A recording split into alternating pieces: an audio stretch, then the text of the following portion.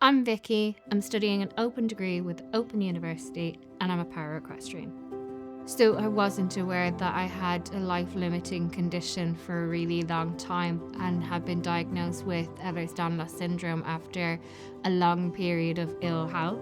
Sport's really important as therapy, and to have a close relationship with another being my team is immense. I had previously been at a physical university and found difficulties between doing my sport and studying and having flexibility. The Open University provides me with the flexibility to do both and pursue both passions. It gives me the opportunity to make my own routine. So in the mornings I will wake up around 9, which means I get an adequate amount of sleep to be able to recuperate, and then in the afternoon then I get to come and be with my horse and get to ride in what is a fantastic place to be. It means that I can take things in blocks. One day I can do my sports psychology stuff. The next day I can do my brain, mind and mental health. The next day I can do my biology stuff.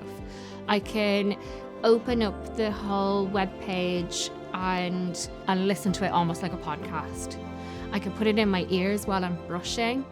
It means that I'm still mobile and still learning at the same time, and it's a different type of classroom. I will often just sit in her stable with my OU app. I listen to her munching on her hay and flick through my app and do the tasks that I need to be doing. I get quality time with her, but also I get to progress in my course. Or say I have a lot of hospital appointments in one day.